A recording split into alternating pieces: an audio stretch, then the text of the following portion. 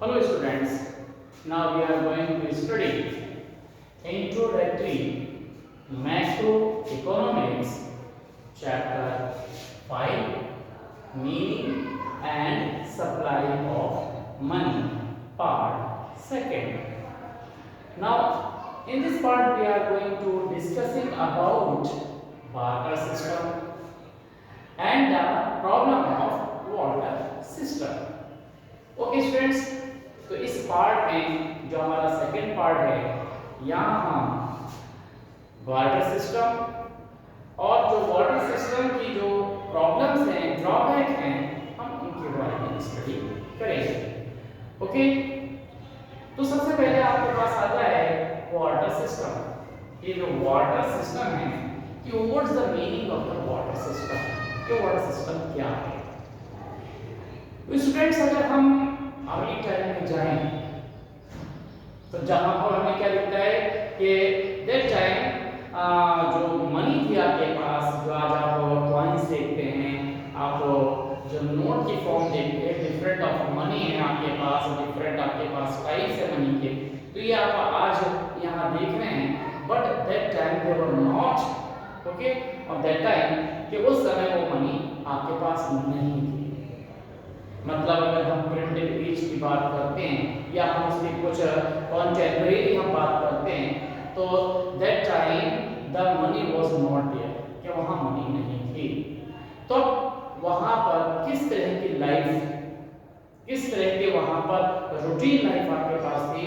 तो आप इमेजिन करें कि अगर आप ये सोचें, अगर आज आप ये सोचें कि अगर हमारी इस लाइफ से मनी को अगर हम निकाल दें तो क्या होगा, तो हमारी जो लाइफ है वो किस तरह से कॉम्प्लिकेटेड हो जाएगी। नेचुरली कि बहुत ज़्यादा कॉम्प्लिकेशंस हमारे पास आ जाएंगे। इस मनी को लेकर अगर हम आपको जो इकोनॉमिस्ट है अगर उनकी हम व्यू की बात करें तो उनके व्यू बहुत ज़्यादा इम्पोर्टेंट हैं।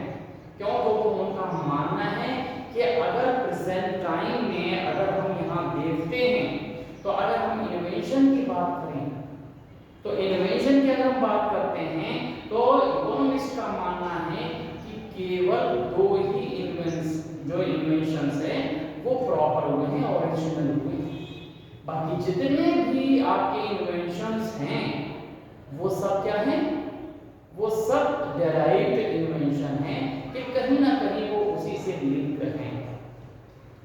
अब जो इन्वेंशन है अगर हम उनकी बात करें तो पहला इन्वेंशन तो आपके पास सबको मालूम है कि जो फायर का इन्वेंशन है, आग का इन्वेंशन है, जो आपके पास ओरिजिनल इन्वेंशन है वो किया।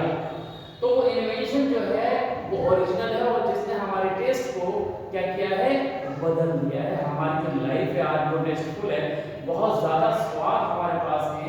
आज आप देखते हैं कि इतने ज़्यादा स्वादिष्ट आपके पास जो डिशेस हैं, जितने आप देखें वो आप यूज़ कर रहे हैं और अलग अलग तरह के जो टेस्ट है वो आपके पास हैं और इतने जो इंग्रेडिएंट्स हैं आपके पास हैं वो आप सब देखें।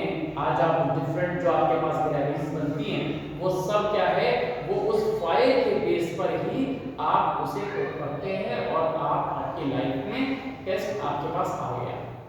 लेकिन जो दूसरा हमारे पास इन्वेंशन है, वही इन्वेंशन अगर हम देखें जिसका हमने आपको लास्ट वीडियो में एवोल्यूशन में समझाया था कि अगर हम उसकी बात करें तो सेकंड जो इन्वेंशन है वो मनी का है। क्योंकि मनी ने, अगर हम इस इन्वेंशन की बात करते हैं, इस मनी की बात करते हैं कि इस मनी के इन्वेंशन ने क्या किया है कि जो आपकी लाइफ है उस लाइफ को बहुत ही स्मूथ कर दिया है। आज आप जो लाइफ जो स्पेंड कर रहे हैं, जो जी रहे हैं, वो बिल्कुल एकदम मक्खन की तरह आपके पास स्मूथ है। आप जब चाहें जो ट्रांजैक्शंस हैं वो कर सकते हैं। लेकिन इमेजिन करें कि उस समय जब ये मनी नहीं थी, उस समय जो लाइफ थी वो कैसी थी, किस तरह की डिफिकल्टीज थी। एक एक ट्रांजैक्शंस के लिए कितना समय लगता था। क्यों? क्योंकि कोई एक ऐसा स्टैंडर्ड था ही नहीं कि जिनके बेस पर हम ये ट्रांजैक्शंस कर सकें, अपनी इकोनॉमिक एक्टिविटीज को परफॉर्म कर सकें। तो उस समय हमारे पास जो है वो बहुत ज़्यादा ही डिफिकल्टीज थी। तो अब हम यहाँ पर उसी डिफिकल्टीज को हम यहाँ कह सकते हैं कि वो जो सिस्टम उस समय एक्सचेंज का था वो क्या था। तो वो सिस्टम ही हमारे पास क्या था, वार्टर सिस्टम था। तो वार्टर सिस्टम क्या था उस समय कि लोग क्या करते थे, आर्टिकल को आर्टिकल के बदले में ही एक्सचेंज करते थे। तो ये बहुत ज्यादा कॉम्प्लिकेटेड हुआ करता था कि आर्टिकल्स के बदले में आर्टिकल्स का एक्सचेंज होना, गुड्स के बदले में गुड्स है, कमोडिटीज के बदले में हम कमोडिटीज का जो हम एक्सचेंज करते थे, ये एक्सचेंज उस समय बार्टर सिस्टम था। तो बार्टर सिस्टम का मीनिंग यही था। अगर हम उसके मीनिंग की बात करते हैं तो इसे हम बोल देते हैं सीसी इकोनॉमी। मतलब सी एक जो हमारे पास सी है वो कमोडिटी को रेफर करता है और दूसरा सी भी कमोडिटी को ही रेफर करता है कि commodity for the commodity. Okay, तो वो जो हमारे पास जो मीनिंग हमारे पास ये रहता है कि उस समय जो लोग क्या करते थे, आर्टिकल्स के बदले आर्टिकल्स को ही एक्सचेंज करते थे। ओके, तो ये एक्सचेंज जो था उस समय आर्टिकल को लेकर ही था।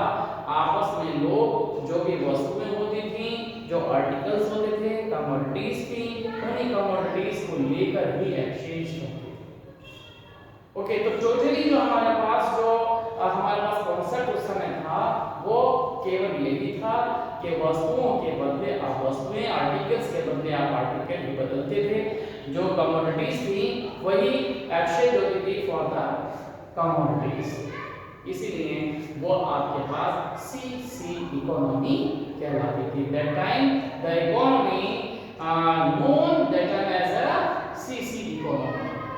तो वो इकोनॉमी हमारे पास क्या कहलाती थी, सीसी इकोनॉमी कहलाती थी। उस इकोनॉमी में केवल आर्टिकल के बदले ही आर्टिकल्स आपके पास क्या होते थे, एक्सचेंज होते थे। लेकिन अब आज की जो टाइम है उसमें वो अलग अलग चीजें होती हैं। अगर हम फीचर्स की बात करें तो उस समय एक जो हमारे पास आज जो हम देखते हैं कि हमारा जब मन करता है हम किसी चीज को क्या करते हैं, परचेज कर लेते हैं, किसी भी चीज को हम सेल कर देते हैं। लेकिन उस समय मेन फीचर ये था कि उस समय सेल और परचेज वो दोनों ही एक समय होते थे, वो अलग अलग नहीं होते थे। At the time when the exchange performed that time, तो वो जो सेल परचेज था वो एक ही समय होता था। एक पर्सन क्या करता था, सेल करता था, दूसरा पर्सन जो था उसे परचेज करता था। तो सेल और परचेज की जो एक्टिविटी थी वो एक साथ ही होती थी। वो जो आज हमारे मनी ने उसको अलग अलग कर दिया। ये काफी इंपॉर्टेंट क्वेश्चन है कि मनी ने कैसे हमारे पास उस फीचर को अलग किया है। तो ये मनी ने ही हमारे पास अलग किया है। उस समय ये जो फीचर्स था वो दिखाई देता था। तो अब हम बात करते हैं यहाँ पर, जब हमने यहाँ पे समझ में आ गया होगा कि जो आपका वाटर सिस्टम है वो आपके पास क्या था, कि जब आपके पास आर्टिकल के बदले आर्टिकल आप यूज करते थे, वही हमारे पास सिस्टम वाटर सिस्टम था। अब यहाँ इस वाटर सिस्टम में बहुत सारी प्रॉब्लम्स होती हैं। इन प्रॉब्लम्स को हम यहाँ बताएंगे या drawback of the water system.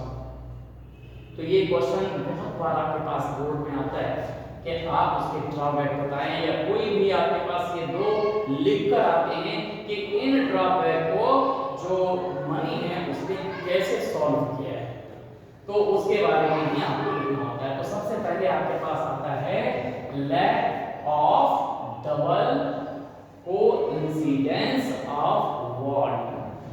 कि उस समय क्या था कि जब ट्रांजैक्शन किसी के बीच में होता था तो ये ट्रांजैक्शन एक जो इंसिडेंस है वो नहीं होता था, वो डबल इंसिडेंस होता था। इसलिए उसे को इंसिडेंस बोलते थे या डबल को इंसिडेंस। और ये बहुत मुश्किल से हो पाता था, रेयर केस में हो पाता था। लोग आपस में एक्सचेंज के लिए बड़ा परेशान हो जाते थे। तो डिफिकल्टीज थे उस समय, इसीलिए कहते हैं कि लैक ऑफ डबल को इंसिडेंस। एक इंसिडेंस को हम ये कह सकते हैं कि एक पर्सन, मान लीजिए कि एक फार्मर है, वो क्या कर रहा है, तो वो वीट को ग्रो कर रहा है, वीट को बना रहा है, गेहूं को वो प्रोड्यूस कर रहा है। अब नेचुरली है कि वो वीट को प्रोड्यूस कर रहा है तो वीट उसके पास ज्यादा हो जाएगा। ओके, और दूसरा जो हमारे पास फार्मर है वो ज्यादातर क्या करता है, अपने जो क्रॉप्स है वो राइस की आपके पास कह सकते हैं कि वो क्रॉप कर रहा है, तो उसके क्वांटिटी उसके पास सफिशिएंट वैल्यू थी वो उसे यूज कर रहा है, और यहाँ पर एक फार्मर जो है वो आपके पास क्या कर रहा है, वो वीट कर रहा है। तो ए जो है हमारे पास, हम मान लेते हैं उसे कि ए के पास जो है हमारे पास वीट है, ये डबल कोइंसिडेंस का हमारे पास आता है कि ए जो है वो फार्मर है, इसके पास जो है वो वीट हमारे पास है। ये वीट आप कह सकते हैं कि ये वीट की इसके पास ज्यादा है, और ये जो बी है हमारे पास, इसके पास जो है वो राइस है, ये आपके पास राइस है। ये क्या हुआ इसे कि ये वीट को यूज करते करते क्या हो जाता है, बोर हो जाता है। अब उसको क्या है, वीट के अलावा राइस चाहिए, लेकिन राइस इसके पास नहीं, राइस इस वीट के पास है, और ये राइस खाते खाते परेशान हो गया, तो इसे वीट चाहिए। तो सबसे बड़ी प्रॉब्लम ये होती थी कि ये जो ए पर्सन है, ए फार्मर है, इसको बी फार्मर जिसके पास के राइस है, जो एक्स्ट्रा जिसके पास राइस है, वो उसे कैसे मिलेगा। तो प्रॉब्लम यही होती थी कि ये पर्सन जो ए पर्सन है वो क्या करता था, डोर टू डोर नॉक करता था कि भाई आपके पास क्या है, आपके पास क्या राइस है, एक्स्ट्रा राइस है। तो वो एक्स्ट्रा राइस की सर्च करता था, और ये जो हमारे पास राइस वाला है ये वीट वाले को सर्च करता था, और ये जो सर्चिंग थी वो चलती रहती। तो ये भी डोर टू डोर घूम रहा है, ये भी डोर टू डोर घूम रहा है कि कोई ऐसा पर्सन मिल जाए कि जो क्या करे, अगर ए वाला क्या सर्च कर रहा है, वीट, ए जो हमारे पास वीट वाला वो सर्च कर रहा है राइस मिल जाए, और राइस वाला सर्च कर रहा है कि उसे वीट वाला मिल जाए।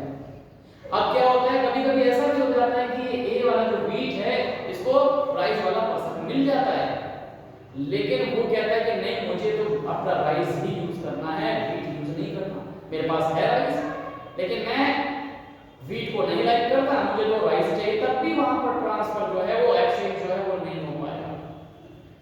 तो इस तरह की जो सिचुएशन थी वो बहुत ज्यादा हुआ करती थी। तो अब इसे क्या है कि जब तक उसे ऐसा पर्सन नहीं मिल जाता कि जिसकी रिक्वायरमेंट वीट हो और राइस उसके पास एक्सेस हो, तब आपके पास पॉसिबल होता था कि ए के पास वीट एक्सेस है और बी के पास राइस एक्सेस है, और ये दोनों ही एक दूसरे की जो एक्सेस आर्टिकल है उसकी डिमांड भी करते हैं। तो ये डबल कोइंसिडेंस होता था, तो ये बहुत मुश्किल हुआ करता था। मान लीजिए कि एक जूट को प्रोड्यूस कर रहा है, और एक जो है वो क्या है, शू का ट्रेडर है, शू मेकर है, मान सकते हैं। तो ये जूट वाला जो है उसे क्या चाहिए, शू चाहिए। तो ये कोई जरूरी नहीं है कि शू जो बना रहा है उसको जूट चाहिए। तो ये जो ट्रांजैक्शंस इसके बीच में होते थे वो बहुत ही कॉम्प्लिकेटेड होते, नहीं हो पाते थे। तो ये जो कोइंसिडेंस थे वो पॉसिबल नहीं थे, इसलिए कहते थे लैक ऑफ डबल कोइंसिडेंस। तो जब इस तरह के डबल जो हमारे पास जो इंसिडेंस मिल पाते थे, तभी ये ट्रांजैक्शंस पॉसिबल होता था कि ए को क्या करता था, बी मिल जाए जो क्या है, राइस वाला है, तभी ये ट्रांजैक्शन इन दोनों की, जो हम कह सकते हैं कि ये जो हमारे पास है कि इन दोनों के बीच में जो ट्रांजैक्शंस हैं वो तभी पॉसिबल हो पाते थे कि इसे ये मिल जाए और इसे ये मिल जाए। तो इस तरह से हम कहते हैं कि ये कोइंसिडेंस बड़ा टिपिकल हुआ करते थे, क्योंकि ये ड्रॉबैक आपके पास था उस समय। तो इस तरह हमारे पास उस समय की लाइफ जो वो कॉम्प्लिकेटेड हुआ करती थी। ओके, ये आपको समझ में अच्छी तरह से आ गया कि ये हमारे पास है। आज क्या है, आज ऐसा कुछ है नहीं, आपको जो चीज चाहिए आप मनी के फॉर्म में ले लेते हैं, तो ये आपके पास है। अब दूसरा हमारे पास क्या आता है, जिसे हम बोलते हैं lack of unit of value. आज हमारे पास क्या है, हम किसी की भी वैल्यू जज कर लेते हैं। क्यों? क्योंकि हर आर्टिकल की एक यूनिट है, हर आर्टिकल की हमारी जो वैल्यू हमारे दिमाग में है, हम क्या है केवल देखकर ही ये बता देते हैं कि इस वैल्यू की क्या कीमत होगी, लगभग आप कितनी होगी। बहुत से आपने लोगों को देखा होगा, कोई भी आर्टिकल वो खरीद कर लाते हैं और कोई दूसरे से पूछते बताओ ये कितने का होगा। अब बताओ कितने का होगा, तो उस व्यक्ति ने उससे उसे पता थोड़ी कितने का खरीद रहा है, लेकिन वो फिर भी एस्टिमेशन कर लेता है। क्यों? क्योंकि उसे मालूम है कि ये आर्टिकल लगभग लगभग कितने के होंगे। तो आज क्या है, हर चीज की जो है यूनिट है, कि वो यूनिट में आपके पास है। अगर वीट है तो वो किस तरह से बिक रहा है, किस यूनिट में बिक रहा है। अगर सीमेंट है तो वो किस रेट में होगा। तो अगर आयरन है तो वो किस रेट में है, कंक्रीट है तो किस रेट में है। आज बिल्डिंग मटेरियल का रेट सबको मालूम है, और यही रीजन है कि आज आप क्या करते हैं, देखकर बता देते हैं कि ये सामने वाली बिल्डिंग जो है वो कितने की होगी। आप जो स्टेटस है उस बिल्डिंग में रहने वाले लोगों का स्टेटस आपको पता लग जाता है कि वो बिल्डिंग की क्या वैल्यू है, क्योंकि सारे जो यूनिट्स आपके दिमाग में हैं, आप देख के ही बता देंगे कि ये जो बिल्डिंग है इसकी लगभग जो कॉस्ट होगी वो लगभग लगभग कितने की बनी होगी, 50 लाख की बनी होगी। या बिल्डिंग को देखिए कि अरे ये बिल्डिंग जो है वो 1 करोड़ के लगभग की होगी। क्यों होगी? क्यों? क्योंकि आज आपके दिमाग में सारे जो मेजर्स हैं वो आपके पास हैं। तो मेजरमेंट अब पॉसिबल है, पहले ये मेजरमेंट पॉसिबल नहीं होता था। ओके, तो ये नहीं पता लग पाता था कि क्या मेजर है, कि वहां पर जो आपके पास वीट है उसकी क्या वैल्यू है, राइस है उसकी क्या वैल्यू है। इसलिए ट्रांजैक्शंस में बहुत ज्यादा कॉम्प्लिकेशंस होते थे। आज तो नहीं, आज आप देखते हैं कि आपको वीट के बारे में मालूम है कि वो आपके पास कैसे कितने रुपए केजी है, मान लिया 18 रुपए केजी है, या आपने कहा कि वो 1800 रुपए का क्विंटल है। आपका राइस है, डिफरेंट राइस है, अलग अलग वैरायटी है, हर वैरायटी की आपको बस वैल्यू मालूम है। कोई आपके पास जो है वो आपके पास 5000 का है, कोई 6000 का है, इस तरह के आपके पास वैल्यूज उसके पर क्विंटल की है, कोई 2000 का है, 3000 का। आज आप क्या करते हैं, एक्सचेंज कर लेते हैं, उसके बराबर की वैल्यू निकाल देते हैं। पहले ये वैल्यू निकालना था वो बहुत कॉम्प्लिकेटेड होता था, इसलिए ट्रांजैक्शंस नहीं हो पाते थे, होते भी थे, बड़ा मुश्किल होते थे। तो इस तरह हमारे पास क्या है, आज आप क्या है किसी भी वैल्यू को देखकर उसके मेजरमेंट्स को अप्लाई कर सकते हैं कि लगभग लगभग कितने का होगा।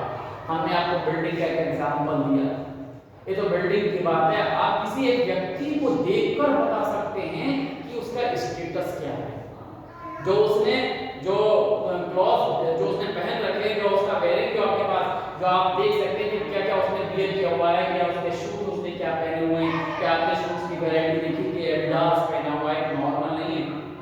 कपड़े आपने देखे कि ब्रांडेड है, उसके पास आपने देखा कि जो लेबल लगा हुआ वो पीटर इंग्लैंड का लगा हुआ है। आपने इसी तरह से आपने देखा कि अगर उसके पास जो वॉच है वो किस तरह की है, वो किस तरह के मटेरियल को पहने हुआ है। अगर इस तरह के वैल्यू पहने हुए कोई व्यक्ति आपके सामने आता है, आप तुरंत कह देते हैं कि ये हाई सोसाइटी, हाई प्रोफाइल एक सेलिब्रिटी हो सकता है। क्यों? क्योंकि आपने उसके जो आर्टिकल्स हैं उनको देखा, उनकी वैल्यू आपके दिमाग में है कि ये आर्टिकल कितने के मार्केट में है। अगर वो व्यक्ति अफोर्ड कर रहा है तो इसका मतलब है कि उसकी जो वैल्यू है वो हाई सोसाइटी या हाई स्टेटस का पर्सन होगा। एक नॉर्मल है तो वो नॉर्मल आर्टिकल्स लिए होगा, डेली आपके पास आर्टिकल्स होंगे उसके जैसे यूज करते हैं, रूटीन आर्टिकल्स आपके पास कॉमन आर्टिकल्स होते हैं। और जो व्यक्ति क्या करता है, आपका हाई सोसाइटी के यूज आर्टिकल है तो अगर वो यूज करता है आप तुरंत ही बता देंगे। तो इस तरह से हम कह सकते हैं कि वो समय जो हमारे पास क्या था, ये जो वैल्यू थी मेजर नहीं कर पाते थे, आज कर पाते हैं। तो इस तरह से उस समय lack of unit of value जो था वो आपके पास था। आज आपके पास ऐसी कोई प्रॉब्लम नहीं है, आज आप हर चीज को बता सकते हैं। नेक्स्ट आपके पास आता है lack of standard of deferred payment. Deferred payment, इसको हम फ्यूचर पेमेंट भी बोल सकते हैं, या इसी को हम कॉन्ट्रैक्चुअल पेमेंट्स भी बोल सकते हैं। तो ये हमारे पास कॉन्ट्रैक्चुअल जो हमारे पास एग्रीमेंट्स हैं उनकी हम बात कर सकते हैं। आज आपके पास मान लीजिए कि आपके पास वैल्यू नहीं है, मनी नहीं है, लेकिन अगर आप किसी भी आर्टिकल को जो आपके अभी पहुंच में नहीं है, कैपेबिलिटी में नहीं है, आप उसे परचेज कर सकते हैं। क्यों? क्योंकि आज डेफर्ड पेमेंट यानी फ्यूचर पेमेंट आज कॉन्सेप्ट है। आप आज क्या कर सकते हैं कि आज आप किसी भी आर्टिकल को परचेज कर सकते हैं, और आज ये मेजरमेंट है कि वो फ्यूचर में उसकी वैल्यू क्या होगी, उसके बेस पर आज आप क्या होता है मंथली इंस्टॉलमेंट पे आप उसे इजीली खरीद पाते हैं। क्यों? क्योंकि आज फ्यूचर पेमेंट हो सकता है, पहले ये फ्यूचर पेमेंट आपका नहीं था, इंस्टॉलमेंट सिस्टम पहले नहीं था। क्यों? क्योंकि उस समय मनी नहीं थी, मनी आज है। आज आप इंस्टॉलमेंट के बेस पर, ईएमआई के बेस पर आर्टिकल्स को परचेज कर सकते हैं। तो डेफर्ड पेमेंट आप आज कर सकते हैं, फ्यूचर पेमेंट आप आज कर सकते हैं, उस समय आप नहीं कर पाते। तो ये जो हमारे पास प्रॉब्लम थी वो उस समय थी, आज ये प्रॉब्लम नहीं है। तो इसका मीनिंग है कि आपको अगर आज कैपेसिटी आपके पास नहीं है, लेकिन आप क्या करते हैं, अपनी अर्निंग है, आप अपनी अर्निंग का एक पोर्शन निकाल पाते हैं, तो अगर आप निकाल पाते हैं तो आप उसे परचेज कर रहे हैं। क्योंकि आज जो हमारे पास है वो क्या है, कंज्यूमर एज है, सेटिस्फैक्शन आज सबसे इंपॉर्टेंट है। अगर किसी को सेटिस्फैक्शन मिलता है तो वो आज उसे क्या करेगा, प्रीफर करेगा। और यही रीजन है कि आज आपके पास पूरा एक finance market, finance system, institutes आज अवेलेबल है, इतना बड़ा मार्केट आपके पास अवेलेबल है। इसीलिए कि जो सेटिस्फैक्शन है वो इम्पोर्टेंट है। एक व्यक्ति अगर उसके पास आज अर्निंग नहीं है और वो ये सोचे कि मैं किसी भी आर्टिकल को मतलब मनी को अपना सेव करूं और सेव करने के बाद मैं 2 साल बाद 3 साल बाद उसे खरीद पाऊंगा, तब मेरे पास कितनी वैल्यू है। आज कंज्यूमर ऐसे नहीं सोचता। क्यों? क्योंकि वो 3 साल तक अगर वो सेविंग करेगा तो 3 साल का अगर वो सेटिस्फैक्शन जो है अगर उसे वो मेजर करता है उस वैल्यू के इक्वल में, तो उसे लगता है कि जो सेटिस्फैक्शन है वो बहुत ज्यादा है, इसलिए वो क्या करेगा, आज ही उसे खरीदेगा। भले ही इसके लिए वो कुछ एक्स्ट्रा पेमेंट करता है, तो जो एक्स्ट्रा पेमेंट किया, जो इंटरेस्ट उसने पेमेंट किया, वो पेमेंट उसके सेटिस्फैक्शन के लेवल में बहुत कम है। इसलिए क्या होता है, वो आज ही उसे परचेज कर लेता है और वो जो डिफर्ड पेमेंट है, जो ईएमआई का जो सिस्टम है, मंथली जो इंस्टॉलमेंट है, वो उसके बेस पर उसे खरीद लेता है। क्यों? क्योंकि वो अपने सेटिस्फैक्शन को 3 साल की जो सेटिस्फैक्शन है उसको वो बर्बाद नहीं करना चाहता, उसे वो नहीं जाने देना चाहता। आज वो दे जाकर उसे खरीद सकता है, आज वो उसे खरीद लेगा, क्योंकि उतने दिनों का सेटिस्फैक्शन वो बहुत उसकी वैल्यू है। और वो सिंपल सी बात है कि अगर आज उसने आर्टिकल को खरीद लिया और उस वैल्यू की जो मान लीजिए एक पर्सन की क्या है, उसने आपने एक व्हीकल कार खरीद ली, इंस्टॉलमेंट में खरीद ली कार, और वो यही कहता, यही सोचता कि नहीं मेरे पास वैल्यू होगी तभी मैं खरीदूंगा। तो वो अगर एक पर्सन जो है वो 5 साल बाद खरीदता है, एक ने आज ही खरीद लिया, और आज जो खरीद लिया वो आज बेनिफिट उसके पास क्या है, कभी-कभी ये बहुत मतलब इंपॉर्टेंट हो जाता है। मान लीजिए कि आज वो व्हीकल खरीद लाया, 4 व्हीलर खरीद लाया और इंस्टॉलमेंट में पेमेंट कर रहा है। हो सकता है कि 1-2 महीने बाद या 6 महीने बाद उसके घर में कोई ऐसी प्रॉब्लम हो जाए, रात लेट आवर्स में ऐसी कोई प्रॉब्लम हो जाए, इमरजेंसी हो जाए, तो उसके पास 4 व्हीलर है, उसने उसको यूज किया, उसे वो बहुत ज्यादा सेटिस्फाइड होता है। उस सेटिस्फैक्शन की वैल्यू जो है वो उस कार की वैल्यू से कभी-कभी बहुत ज्यादा हो सकती है, तो उसने उस डेफर्ड पेमेंट दिया, इसलिए उसने ले लिया उसे। मान लीजिए कि आप मान लीजिए किसी भी पर्सन के घर में बहुत ज्यादा एकदम तबीयत खराब हो जाए, लाइफ पर बनाए, और अगर उसके पास वो व्हीकल नहीं होता, उसका अरेंजमेंट करने में इतना टाइम लग जाता और उसका वो पर्सन वो नहीं रहता, तो ऐसे समय के लिए अब आप देखिए जो डेफर्ड पेमेंट आज कितना बड़ा वर्क किया उसने कि उसकी वैल्यू कितनी हो गई। अगर उसने आज वो नहीं लिया होता तो नेचुरली है कि उसका जो डियर था उसके बीच नहीं होता। तो इस तरह से हम कह सकते हैं कि आज आपके पास ये डेफर्ड पेमेंट है, उस समय नहीं था, बहुत बड़ी प्रॉब्लम थी उस समय की। तो इस तरह से हम ये कह सकते हैं। ओके, तो ये आपको समझ में आ गया। नेक्स्ट है लैक ऑफ, इसे हम बोलते हैं लैक ऑफ स्टोर। पहले क्या होता था, अगर लोग स्टोर करना चाहें तो आर्टिकल की फॉर्म में स्टोर कर पाते थे। अब पहले तो आप देखिए कि जगह की बहुत कमी हुआ करती थी, क्योंकि लाइफ जो थी वो नॉर्मल लाइफ हुआ करती थी, नदी के किनारे या पानी जहां होते थे, सोर्सेज होते थे, वहां पर भी लोग क्या करते थे, अपनी बस्तियों को बनाते थे। अगर वहां पर क्या करते थे, वो स्टोर करते थे, इतनी जगह नहीं हो पाती थी, या मान लीजिए कि कॉमन जगह भी कहीं कॉलोनी में है, कोई कॉलोनी में बनाई, कहीं रहने के लिए जगह बनाई, तो वहां पर क्या है उसे स्टोर करने के लिए बीट चाहिए, कोई जगह चाहिए, वहां पर रख देंगे। अगर जानवर कोई पाल रहा है, जो एनिमल्स का आपके पास फीडर है, वो एनिमल्स को कहाँ रहेगा, वो बांधेगा, इतनी जगह कहाँ है उसके पास। अब मानिए ये तो चीज ऐसी रहेगी जिसको कोई स्टोर कर सकता है, जगह जगह है उसके पास, कर सकता है, लेकिन बहुत से ऐसी चीजें हैं तो जिनको जो टाइम के साथ खराब कर दी।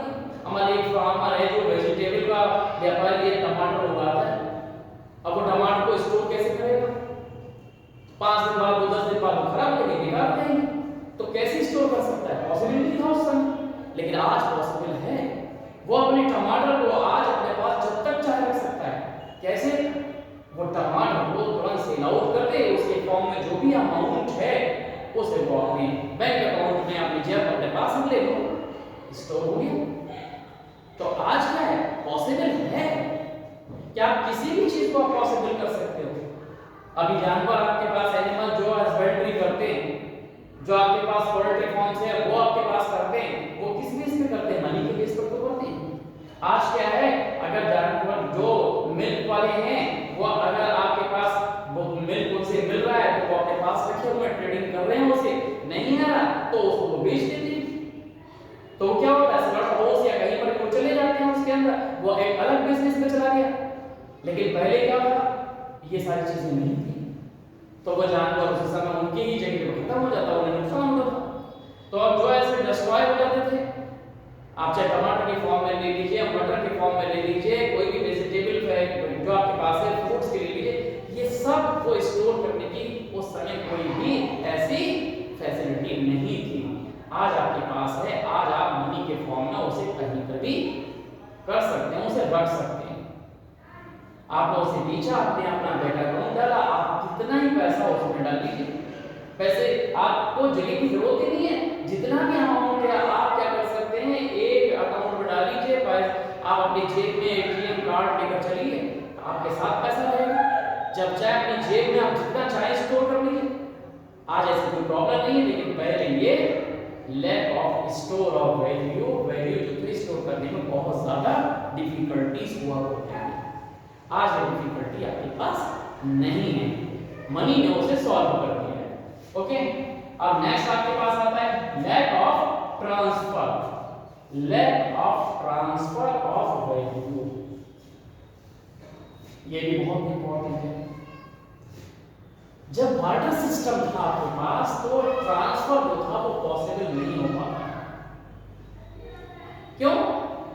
क्योंकि मनी उस समय थी। आज मनी है, आज पॉसिबल है। पहले क्या होता था, हमने आपको भी एग्जांपल यहां बताया था कि जो लाइफ सेटल होती थी कहां होती थी, अगर मगनी बस्ती थी तो कहां बस्ती थी, खेती होती थी तो कहां होती थी, हमने आपको बताया था। क्योंकि उस समय क्या था, उस समय आपके पास नोमैड लाइफ हुआ करती थी, कबीले वाली लाइफ हुआ करती थी, लोग चलते फिरते अपनी लाइफ को स्पेंड करते थे, एक जगह से दूसरी जगह खाने के सर्च में हमेशा जगह मिल गई, वहां पर वो सर्च करते थे। और सबसे ज्यादा सर्च कहाँ होता था कि नदी के किनारे जहां पर पानी मिलता था, लाइफ के लिए वो सपोर्टिंग है, वो वहां पर अपने लाइफ को सेटल करते थे, वहीं पर भी अपनी मकान दुकान जो भी वो बनाते थे। अब पानी का सोर्स था वहां पर, अब पानी का सोर्स मान लीजिए खत्म हो गया। अब पानी का सोर्स खत्म हो गया तो वो क्या, बिना पानी कैसे रह सकते हैं, पीने का पानी नहीं तो लाइफ चली जाएगी, इसलिए उनको छोड़ना पड़ता था। तो क्या करते थे वो लोग, अपनी जो बनाई जितनी भी उन्होंने मतलब जगह बनाई है, मकान बनाया है, वो सब छोड़ के जाना पड़ता था। बहुत सारी सिविलाइजेशन ऐसे ही खत्म हुई। आपने हिस्ट्री में पढ़ा होगा, बहुत सारी आपकी ऐसी सिविलाइजेशन जो है वो आपको बहुत सारी जगह मिलती है जहां पर मकान है, सब कुछ होते हैं, लेकिन वहां पर रहने के लोग वहां पर नहीं मिले, निशान नहीं मिले। क्यों? क्योंकि वो लोग उस जगह को छोड़ चले गए। क्यों चले गए? इसीलिए चले गए क्योंकि वो क्या कर सकते थे, क्या वो अपनी वो वैल्यू, अपने वो मकान जो उन्होंने बनाए, क्या वो अपने साथ ले जा सकते थे? नहीं ले जा सकते। लेकिन आज क्या है, आज बहुत सारी चीजें ऐसी हैं कि आज आप अपने साथ अपनी जमीन को, अपने मकान को ले जा सकते हैं। आज क्या हुआ कि आज आपके इतने इन्वेंशन हो गए, कंज्यूमर एज है, कॉलोनी आपके पास है, आज आप जब चाहे अपने मकान को जहां चाहे ले जा सकते हैं। प्रॉपर्टी को, अपनी जमीन को अपने साथ कैसे ले जा सकते हैं? आपने क्या किया, जहां पर भी प्रॉपर्टी है, आज आपका मन है यहाँ पर मौजूद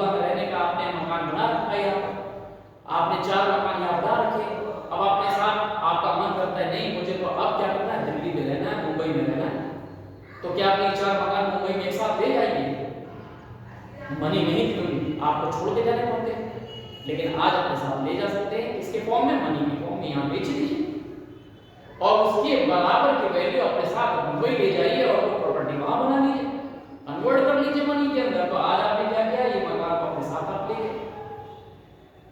तो आज मनी ने ये भी फैसिलिटी आपको दे रखी है कि आप किसी भी वैल्यू को अपने जो मकान की दुकान की किसी भी वैल्यू को ट्रांसफर कर सकते हैं। ये तो आपके पास कॉमन सी बात है। आप आज क्या कर सकते हैं, फैसिलिटीज इतनी हैं कि किसी भी समय किसी भी दुनिया के कोने में आप ट्रांसफर करें, मनी के फॉर्म में आप ट्रांसफर कर सकते हैं, कोई भी वैल्यू आप ट्रांसफर कर सकते हैं। तो इस तरह से हमारे पास क्या है कि हम यहाँ देख रहे हैं कि ये जो प्रॉब्लम्स थे हमारी उस समय जब आपके पास ये वाटर सिस्टम था, ये प्रॉब्लम थी, ये उनकी जो ड्रॉबैक ही उस समय थे, लेकिन आज ये ड्रॉबैक आपके पास नहीं है। क्यों? क्योंकि आज मनी का इन्वेंशन आपके साथ है। आज आप मनी के फॉर्म में हर चीज को जिस समय चाहे कन्वर्ट कर सकते हैं। आज आपके पास हर चीज को बदलने का एक साधन मौजूद है। आप ऐसे समझ लीजिए कि जैसे कि लिक्विड होता है, वाटर होता है, जिस शेप में चाहे आप उसे बदल सकते हैं, डाल सकते हैं। पानी जिस भी पॉट में डालेंगे, जिस बर्तन में डालेंगे, वो उस तरह से बन जाएगा। इसलिए आज मनी ने भी क्या किया है कि यही लिक्विडिटी आपके पास आ गई। आपका पैसा, जो प्रॉपर्टी जिस फॉर्म में चाहे आप उसे कन्वर्ट कर सकते हैं, जब चाहे कन्वर्ट कर सकते हैं। तो ये जो हमारे पास फैसिलिटी है वो मनी ने ही आपको प्रोवाइड की है। उसी के फॉर्म में आप ये सारी चीजें कर सकते हैं। तो इस तरह से हम कह सकते हैं कि मनी ने हर चीज को सॉल्व किया है। क्वेश्चन कई बार पूछा जाता है कि ये जो लैक ऑफ डबल कोइंसिडेंस है, इसे मनी कैसे दूर कर सकता है। तो सीधी सी बात है, आप जरूरत ही नहीं है आपको दूसरे से सर्च करने की। मनी आज आपके पास है, आप मनी की फॉर्म में आप क्या कर सकते हैं, जिस समय चाहें सेल कर सकते हैं, जब चाहे आप जहां चाहें वहां पर आप खरीद सकते हैं। आप सेल एक समय कर दें और परचेज आप किसी समय कर सकते हैं। जब आपकी जरूरत है आपने परचेज किया, जब आपको जरूरत है आपने सेल कर दिया। तो मनी ने क्या कर दिया, वो बॉन्ड जो लिमिट थी उसको खत्म कर दिया, सेल परचेज को बिल्कुल सेपरेट कर दिया, अलग अलग कर दिया। तो आप डबल कोइंसिडेंस की जरूरत नहीं है आपको। आप क्या कर सकते हैं, जब आपको मर्जी है आप कर सकते हैं। और आज तो मार्केट इतना बढ़ गया कि आपको समय की भी जो लिमिटेशन है वो खत्म हो गई। आप तो ऑनलाइन परचेसिंग में आप क्या कर सकते हैं, जब चाहें। अब तो समय की बाउंडेशन खत्म है। तो इस तरह से आपके पास मनी ने इसे भी खत्म कर दिया। या लैक ऑफ जो उस समय आपके पास जो यूनिट थी, आज उसकी यूनिट आप कभी भी कर सकते हैं, मेजर कर सकते हैं किसी भी फॉर्म में, किसी भी वैल्यू को आप समझ सकते थे। पहले बड़े बड़े ढेर लगे होते थे, किसके, गेहूं के लगे, चावल के लगे, लेकिन व्यक्ति पता ही नहीं लगा पा रहा है इसकी वैल्यू क्या है। आज आप मनी के फॉर्म में आप क्या कर सकते हैं, उसकी वैल्यू बता देंगे, कितना आपके पास वैल्यू। स्टैंडर्ड डिफरेंट ये भी आपके फ्यूचर के पेमेंट को भी उसमें कर दिया। तो इस तरह से हमारे पास ये बहुत ज्यादा हमारे पास क्वेश्चन पूछे जाते हैं, कौन सी वैल्यू पे और मनी ने हमें कैसे किया। तो उसी के बेस पे आप क्या करेंगे, उसे आप लिखेंगे। और बहुत बार इसी फॉर्म में पूछा जाता है कि मनी ने इसे कैसे सॉल्व किया। आज आप अपनी प्रॉपर्टी जो है, आप पहले आपके पास ये ट्रांसफर की फैसिलिटी नहीं थी, लेकिन आज आप अपने मकान को अपने साथ ले जा सकते हैं। तो कैसे ले जा सकते हैं, ये आप उनके अंदर क्या करेंगे, एक्सप्लेन कर सकते हैं। तो ये आपके पास क्या था, ये आपके पास था वाटर सिस्टम, जो आपने अच्छे से समझ लिया। और ये आपके पास ड्रॉबैक ऑफ वाटर सिस्टम या प्रॉब्लम या लिमिटेशन, किसी भी नाम से पूछा जाए आप यहाँ बता सकते हैं उसे। तो ये क्वेश्चंस आपके पास एग्जाम में, एक क्वेश्चन इसमें जो आपके पास वाटर सिस्टम है इससे रिलेटेड आ जाता है। तो ये अगर आपके पास आ जाए तो ये आपको अच्छे तरह से करना होगा। ओके, तो यार कर सकते हैं। Thank you.